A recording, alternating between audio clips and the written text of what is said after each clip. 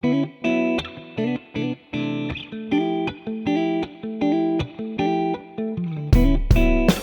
to A New Capitalism, the podcast that will show you how you can invest your money to help create a more just and prosperous economy for all. Here's Frank Altman.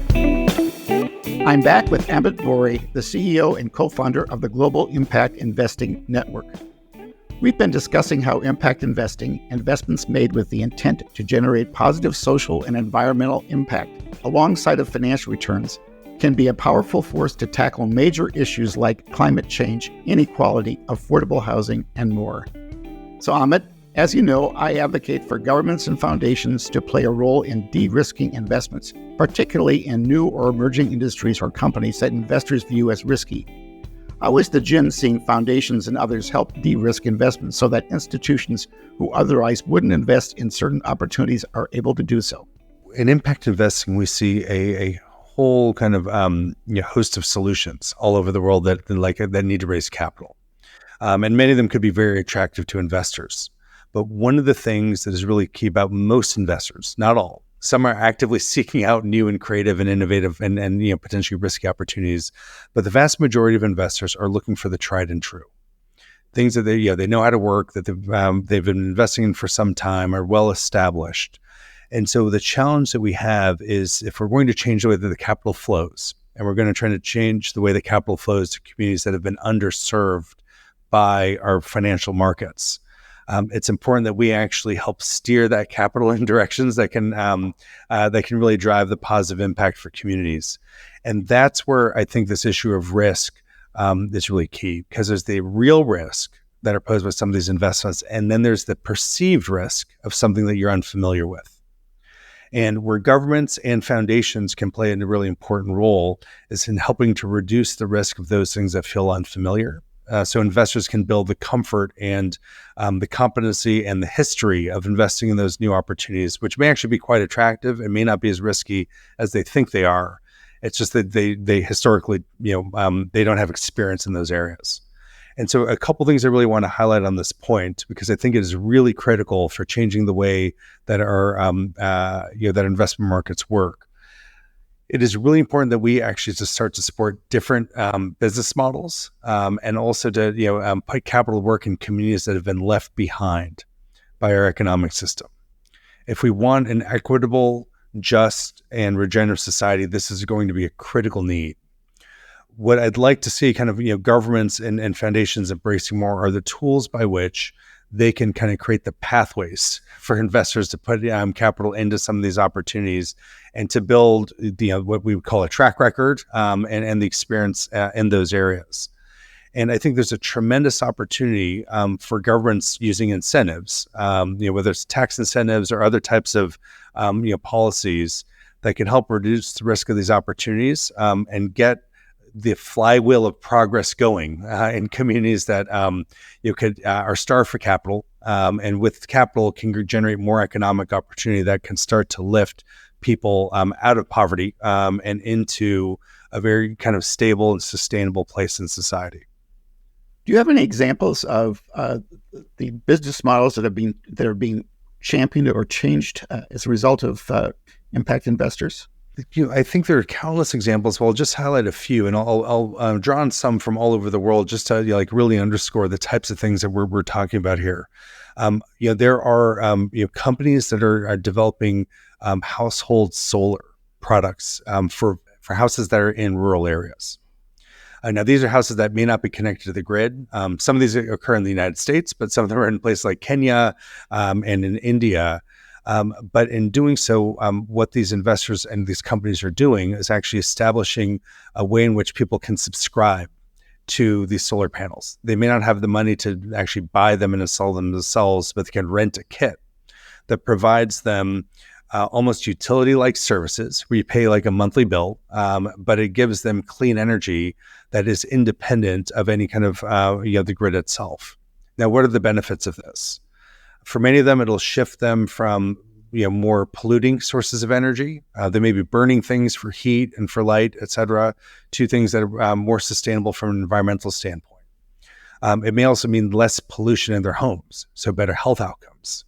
Kids can study at night And so they can actually learn better, and all kinds of other benefits that come from this type of a model, which is both a technology in terms of the household solar panel, but also a financing business model of going to a subscription service instead of buying a big piece of equipment and having to install it, which many families can't afford, given their income levels.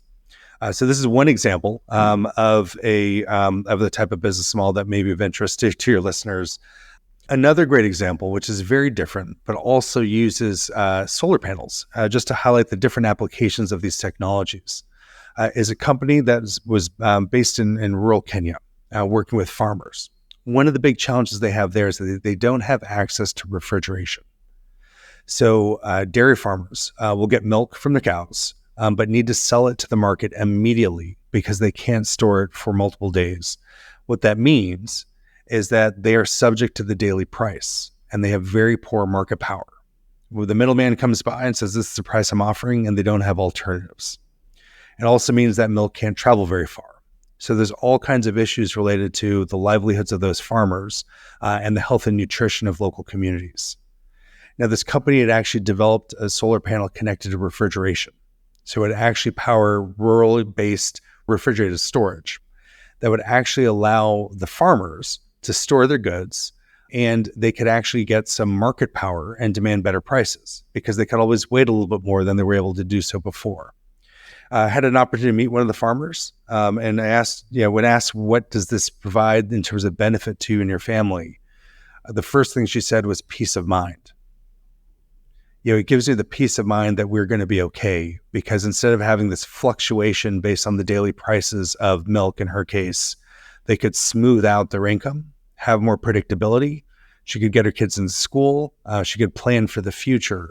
And it sounds like such a basic thing, but unfortunately, so many people don't have that type of opportunity to have steady income and plan.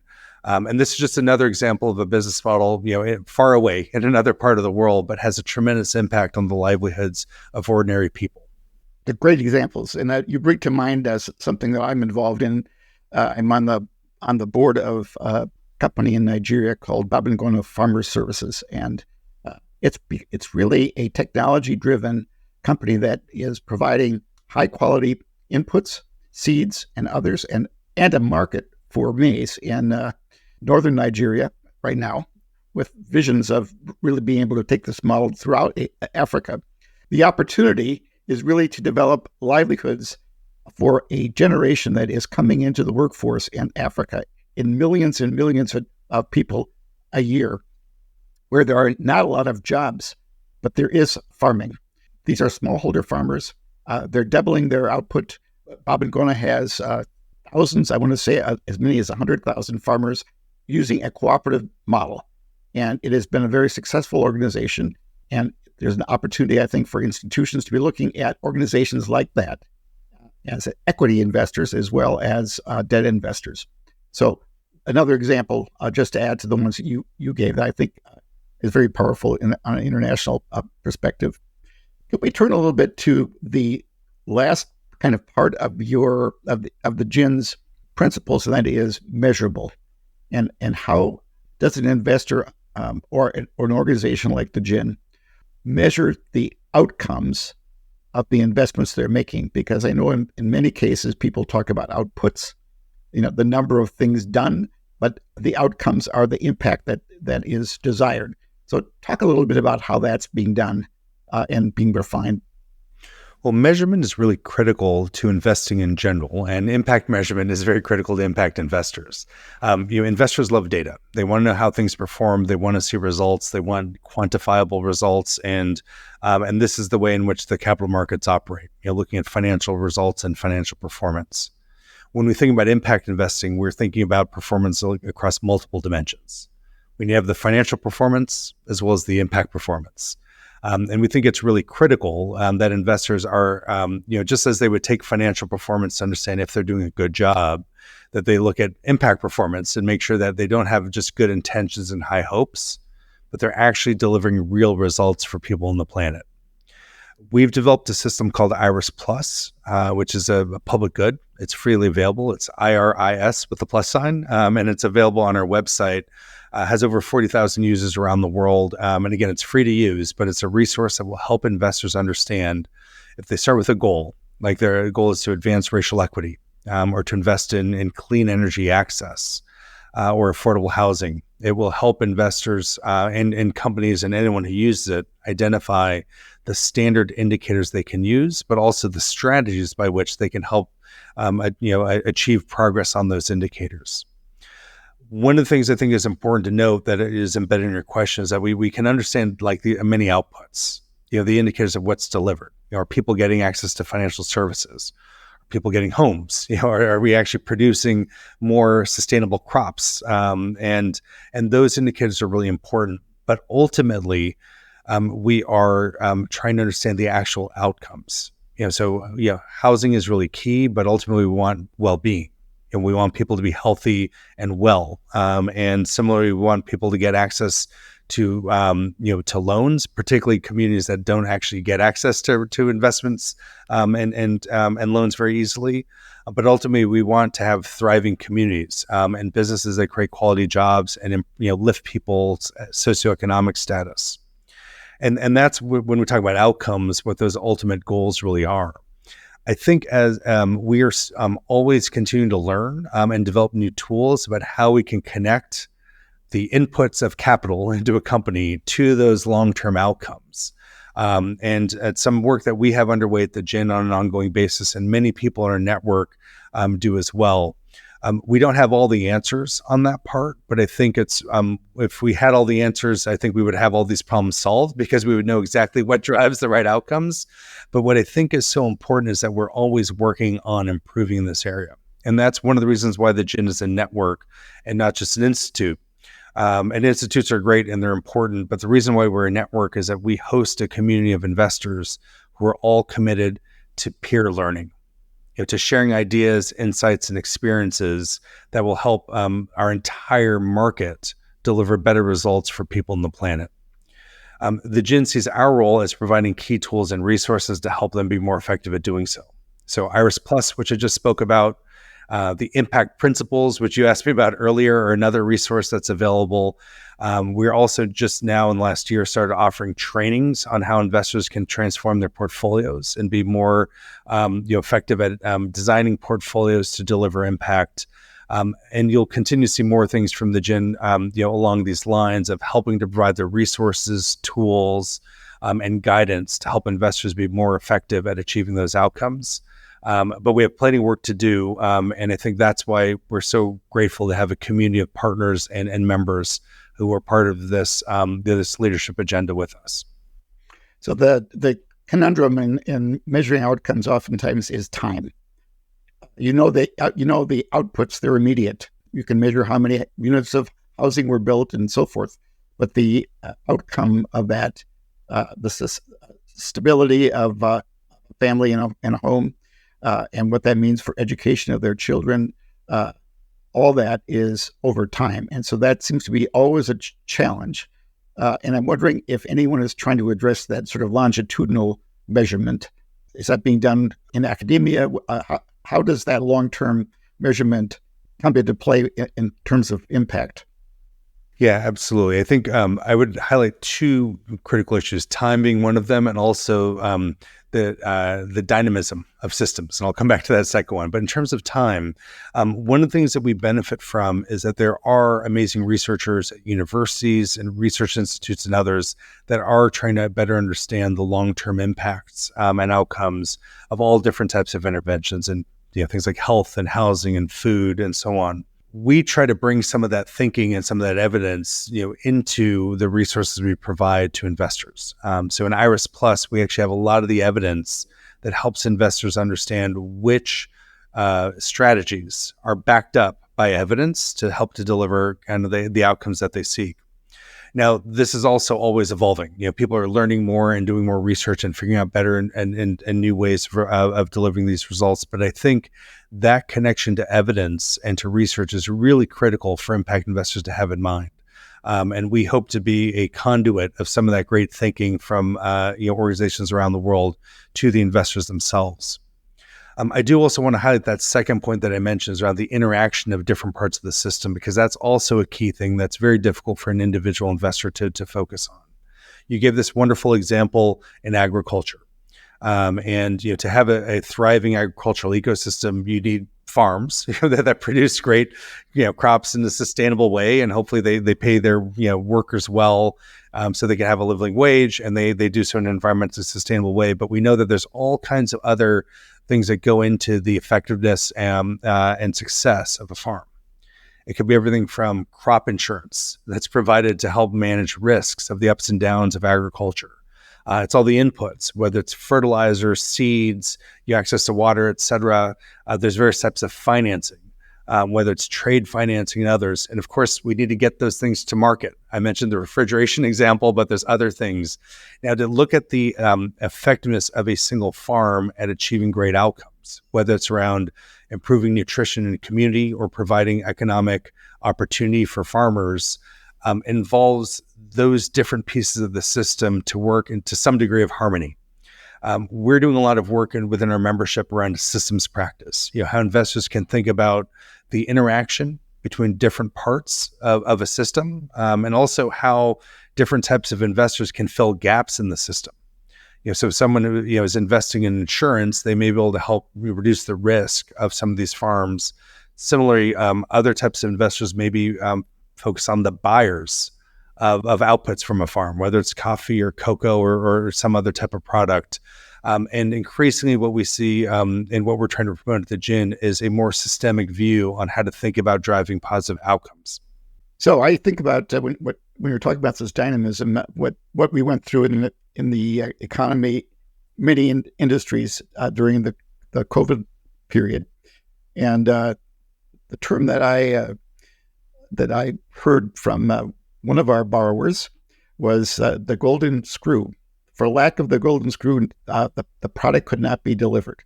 And the dynamism of the market with supply chains and so forth, obviously, was very disrupted then during that period of time. So what you're describing really is resilience, looking at all the factors, understanding where the risks may lie in a system that is undergoing change and stress, and then dealing with the opportunities those risks might present. At least that's the way I would look at some of this.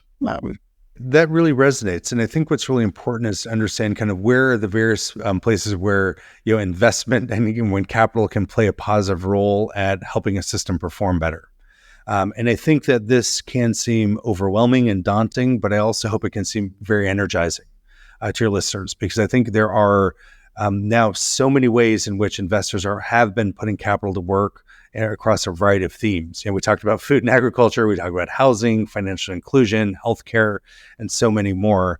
And what anyone who's listening now and thinking about impact investing for the first time can benefit from is that we have 15 plus years of experience. The community, the CDFI community goes back decades of experience at delivering kind of results for communities and honing those business models and approaches.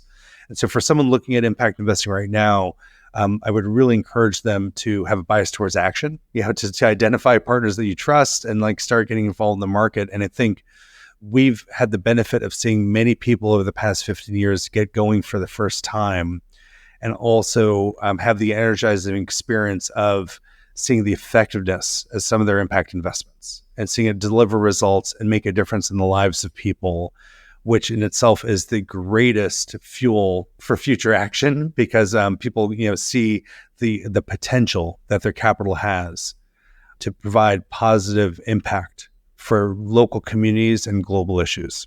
We've talked a lot about the role of impact investors in the industry growing. What are the biggest challenges that you're looking at, or that GIIN is looking at, your investment network is looking at going forward? We both see tremendous momentum in impact investing all over the world, but there are some real challenges that we're always trying to address. I think one is a lack of education, and people not understanding that this is even available as an opportunity and that it works and may have a role in their portfolio.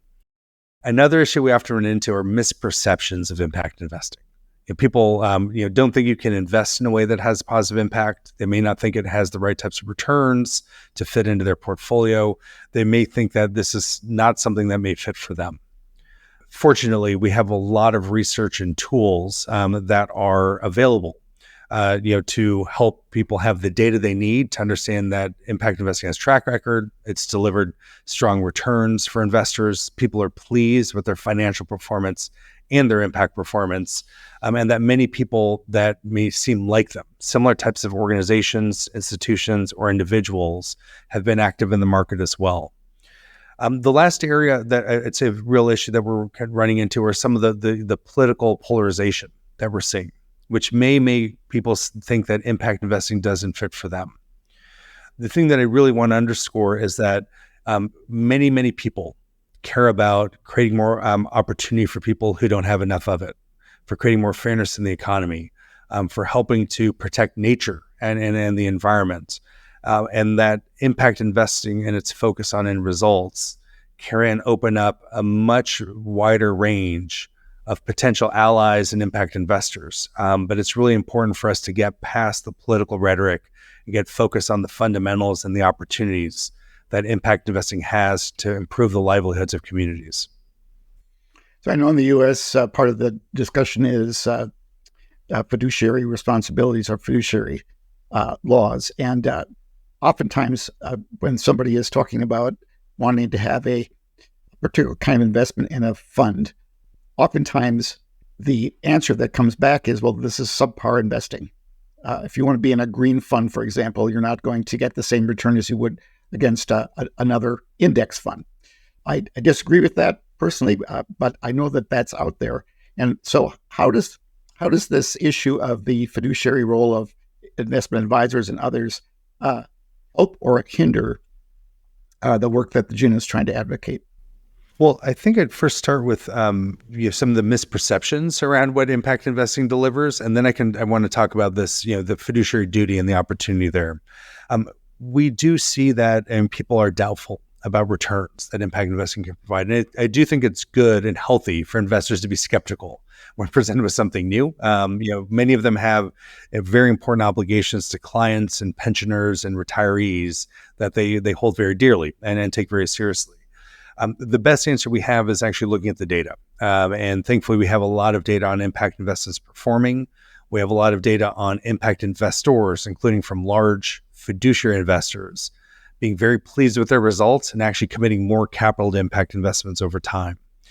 So there's a lot of data that can counter that, those questions that some investors may have.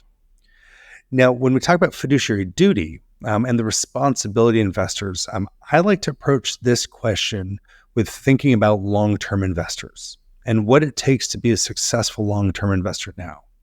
So if you're managing someone's 401k account or you're managing a pension fund, and you're looking after the livelihoods of workers, people who work hard year after year, decade after decade, and are counting on you to have stable, sustainable returns, maybe over 30, 40 years, so they can retire and have a decent quality of life. It's a huge responsibility.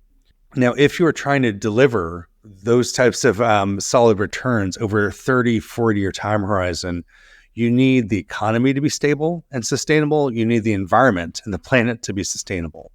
So I often think a very powerful case to make to any long-term investor is that if you're trying to deliver sustainable financial returns, your fiduciary obligation, you need to have a stable society that can deliver stable returns and over the course of 30, 40 years, and you need a sustainable planet. And so in many ways, the focus on making sure that we have a society that's in harmony and that people are living in harmony within the environment is essential to meeting your fiduciary obligation. And I think we've seen a number of long-term investors become very active in impact investing because of this recognition of it. It's really important for them to deliver on their fiduciary obligations. That's a great way to sum up, I think, that whole issue. So thank you very much for a very lively and informative discussion. I hope that our listeners will learn more about the GIIN. Maybe you could tell us a little bit about how they can follow what the GIIN is doing. Well, first, thank you for having me. I'm very honored to be part of this discussion. I think it's really important, and I appreciate you hosting the discussion and all your listeners for participating. For those who are interested in learning more about impact investing, I welcome you to check out our website. It's www.giin.com. www.theGIIN, and GIIN has 2 I's for impact investing. So www.theGIIN.org. And please feel free to follow us on LinkedIn and social media, and I hope that we can help you along your journey as an impact investor. Thank you. Thank you. And that wraps up this episode of A New Capitalism. I hope you found value in this discussion as we continue exploring how to build a new, more equitable capitalism. If you enjoyed this episode, we hope you'll subscribe so that you don't miss any of our upcoming conversations with innovative leaders driving positive change. Thanks for tuning in. We look forward to having you join us again next time. This has been A New Capitalism with Frank Altman. If you'd like to connect with Frank and join the movement to create a new capitalism that works for all, go to frankaltman.com. Frank's book is available on print, audio, and ebook formats on all major book-selling sites. A New Capitalism is a production of Forbes Books.